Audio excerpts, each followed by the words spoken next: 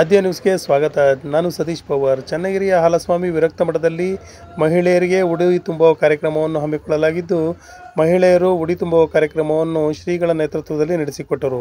ಕಾರ್ಯಕ್ರಮದಲ್ಲಿ ಗಾಯತ್ರಿ ಸಿದ್ದೇಶ್ವರ್, ವೀಣಾ ಕಾಶಪ್ಪನವರ್, ಜ್ಯೋತಿ ಕೋರಿ, ಕಮಲಾ ಹರೀಶ್, ಸೌಭಾಗ್ಯ ಪ್ರಶಾಂತ್ ಕುಮಾರ್, ಶಶಿಕಲಾ ಮೂರ್ತಿ ಮತ್ತು ಚನ್ನಗಿರಿಯ PSI ಆದ ರೂಪ್ಲಿಬಾಯಿ ಸೇರಿದಂತೆ ಮಹಿಳೆಯರು ಹಾಜರಿದ್ದರು. ಈ ಸಂದರ್ಭದಲ್ಲಿ ಶ್ರೀಗಳು ಕಾರ್ಯಕ್ರಮದ ಕುರಿತು ಆಶೀರ್ವಚನ ನೀಡಿದರು.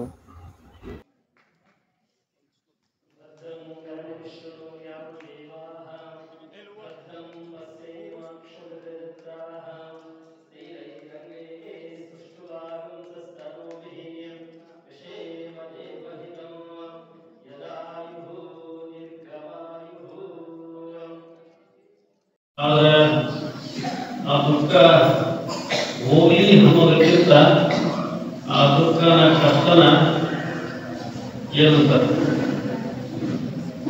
ಎದುರಿಸುವಂತ ಶಕ್ತಿ ಕೊಡಲಿ ಭಗವಂತ.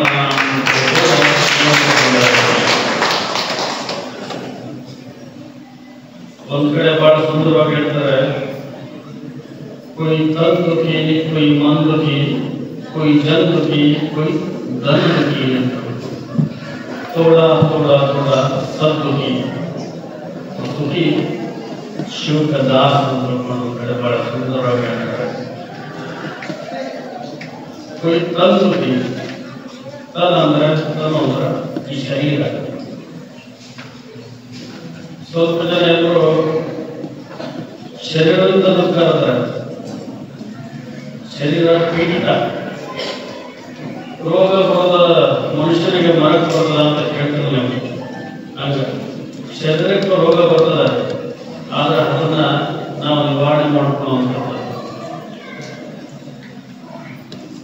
ಕೆಲವರಿಗೆ ಮಂಡಿ ನೋವು, ಸಾಷ್ಟಾಂಗ ಪದ್ಧತಿ ಅಂತ ತಿಳ್ಕೊಂಡು ಹೇಳ್ತೀವಿ ನಾವು. ಏನಾಗಿದೆ ಒಂದು ಪ್ರವಚನಕ್ಕೆ ಮತ್ತು ಗುರುಗಳ ಒಂದು ಪ್ರಭಾವಕ್ಕೆ ಒಳಗಾಗಿ ಇವತ್ತು ಅಕ್ಕಮ್ಮ 12ನೇ ಶತಮಾನದ ಅಕ್ಕಮ್ಮ ದೇವಿಯರಿಗೆ ಶಿವಶರಣರಾಗಿ ಇವತ್ತು ಇಡೀ ಒಂದು ದೇಶವನ್ನು ಜಗತ್ತನ್ನ ಬೆಳಕತಕ್ಕಂಥ ಶಕ್ತಿ ಏನಾಗಿದೆ ಅಂದರೆ ಅದು ಶರಣಮ್ಮ ತಾಯಿಯರು.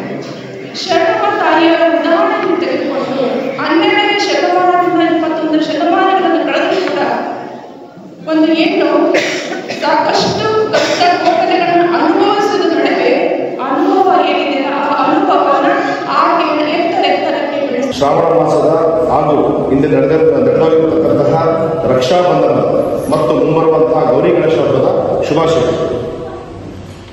ದೇವಲೋಕ ಮೃತ್ಯುಲೋಕವೆಂಬುದು ಬೇರೆಲ್ಲ ಕಾಣಿರೋ, ಸತ್ಯವನ್ನು ಇರುವುದೇ ದೇವಲೋಕ, ನಿತ್ಯವನ್ನು ಇರುವುದೇ ಮೃತ್ಯುಲೋಕ. ಆಚಾರವೇ ಸ್ವರ್ಗ, ಅನಾಚಾರವೇ ನರಕ. ಬರೋಷ್ಟೊತ್ತಿಗೆ ಸ್ವಲ್ಪ ತಡ ಆಯಿತು. ದಾವಣಗೆರೆ ಆಗಿರ್ಬೋದು, ನ್ಯಾಮತಿ ಆಗಿರ್ಬೋದು, ಕಾರಿಡೋರ್ ಆಗಿರ್ಬೋದು, ನಲ್ಲೂರು ಆಗಿರ್ಬೋದು, ಎಲ್ಲರೂ ಸಾಕಷ್ಟು ಸಂಬಂಧ ಬಂಧುಗಳೆಲ್ಲ ನನಗೆ ಇದೆ ಅಂತ ಹೇಳೋದಕ್ಕೆ ಬಯಸ್ತೀನಿ. ಅದರ ಜೊತೆಗೆ ಇವತ್ತು ವಿಶೇಷವಾಗಿ ನನ್ನ ಬಾಗಲಕೋಟೆಯಿಂದ ಇಲ್ಲಿಗೆ ಬರ್ಮಾಡ್ಕೊಂಡಂಥ ಶ್ರೀಗಳಿಗೆ ನನ್ನ ಸಾಕಷ್ಟು ಮಕ್ಕಳಿಗೆ ನಾನು ನೋಡುತ್ತೀನಿ. ಜಿಲ್ಲಾ ಪಂಚಾಯತಿ ಅಧ್ಯಕ್ಷರಾಗಿ ನಾನು ರಾಜಕೀಯಕ್ಕೆ ಕಾಲಿಂದ ರಾಜಕೀಯ ಕುಟುಂಬ ಆದಮೇಲೆ ನನಗೆ ಇಷ್ಟ ಅವಕಾಶ ಮಾಡಿಕೊಟ್ಟು ನನಗೆ ಪ್ರತಿ ವರ್ಷ ಜ್ಯೋತಿ ಕೋರಿಯವರು ಒಂದು ವಿಶೇಷವಾಗಿ ಕರೀತಾರೆ. ಬಾಗಿನ ಕಾರ್ಯಕ್ರಮ ಕಳಿಸಿದ್ದಾರೆ. ಕುಂಭಾಭಿಷೇಕ ಮತ್ತೆ ಅಭಿಷೇಕಗಳನ್ನು ಮಾಡಿ ಶ್ರೀಚಕ್ರಕ್ಕೆ ಅಭಿಷೇಕ ಮಾಡಿ ಹೆಣ್ಣು ಮಕ್ಕಳಿಗೆ ಉಡಿ ತುಂಬುವ ಕಾರ್ಯಕ್ರಮವನ್ನು ಮಾಡ್ತಾ ಇದ್ದಾರೆ.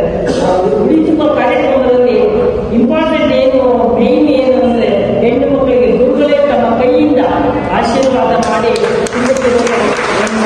ಒಳ್ಳೆಯ ನಮ್ಮ ಶುಭ ಸೂಚನೆ, ನಮ್ಮ ಮಕ್ಕಳ ಹೆಣ್ಣು ಮಕ್ಕಳಿಗೆ ಒಳ್ಳೆಯ ಮಾರ್ಗದರ್ಶನವನ್ನು ಹೇಳ್ಕೊಡ್ಲಿಕ್ಕೆ, ಅವರಿಗೆ ತಿಳುವಳಿಕೆ ಹೇಳಲಿಕ್ಕೆ ಅವ್ರು ಮಾಡ್ತಿರೋ ಕಾರ್ಯಕ್ರಮ ಅಂತ ಹೇಳಿ ನಾನು ಇಚ್ಛೆ ಪಡ್ತೀನಿ. ಅದೆಲ್ಲ ನಮಗೆಲ್ಲ ತಿಳಿದಿರುತ್ತೆ. ಯಾಕೆಂದ್ರೆ ಉಡಿ ತುಂಬುವುದು ಅಂದ್ರೆ ಹೆಣ್ಣು ಮಕ್ಕಳಿಗೆ ಅದರ ಮಹತ್ವ ಏನು ಅಂತ ಚೆನ್ನಾಗಿ ಅರ್ತಿದ್ದಾರೆ. ಯಾರಾದ್ರೂ ನಾವೆಲ್ಲ ನೋಡ್ತೀವಿ ಅಂದ್ರೆ ತುಂಬಾ ನಾವು ನೋಡ್ತೀವಿ ಅಂದ್ರೆ ನಾವು ಬಿಟ್ಟೋಗಲ್ಲ. ಯಾಕೆಂದ್ರೆ ಆ ಕುಟುಂಬಕ್ಕೆ ಮತ್ತೆ ಆ ಉದ್ದಿಗೆ ಎಷ್ಟು ಮಹತ್ವ ಇದೆ ಅಂತೇಳಿ ನಮ್ಮ ಭಾರತ ದೇಶದ ಎಲ್ಲ ಹೆಣ್ಣು ಮಕ್ಕಳಿಗೂ ಅದರ ಮಹತ್ವ ಕೊಟ್ಟಿದೆ. ಆದ್ರಿಂದ ಸಿದ್ದೇಶ್ವರರು ಹೇಳ್ತಿರ್ತಾರೆ, ಯಾವ್ದಾದ್ರು ಮದುವೆಗಳಿಗೆ ಹೋದಾಗ ಸಡನ್ ಆಗಿ ನಾನಾದ್ರೂ ಬೇಗ ಬರ್ತೀನಿ, ನೀನು ಬಂದ್ರೆ ನೋಡಿ ಇಷ್ಟು ಲೇಟ್ ಆಗುತ್ತೆ, ಬೇಗ ಬರೋದಿಲ್ಲ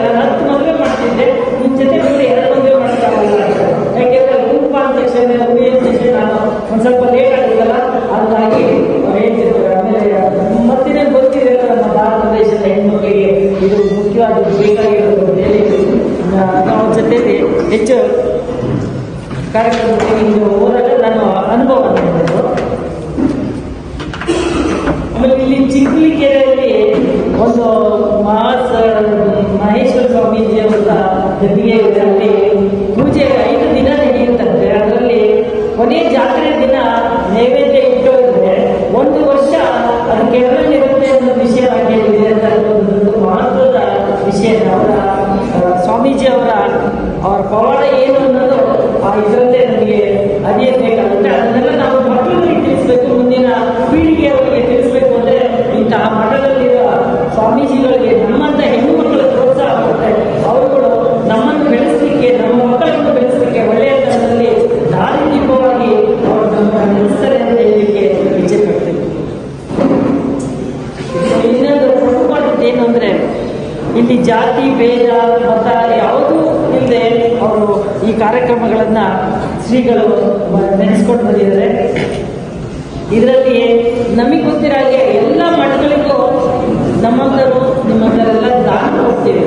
ಆದರೆ ಇಲ್ಲಿ ಮಠದ ಸ್ವಾಮೀಜಿಯವರು ತಮ್ಮ ವಿದ್ಯಾಭ್ಯಾಸ, ಎಲ್ಲ ಮಕ್ಕಳ ವಿದ್ಯಾಭ್ಯಾಸಕ್ಕಾಗಿ ಜಾಗವನ್ನು ದಾನ ಮಾಡಿದ್ದಾರೆ ಅನ್ನೋ ವಿಷಯ ನಾನು ಕೇಳಿಬಿಟ್ಟಿದ್ದೀನಿ. ಇಂತಹ ಸ್ವಾಮೀಜಿಯವರಿಗೆ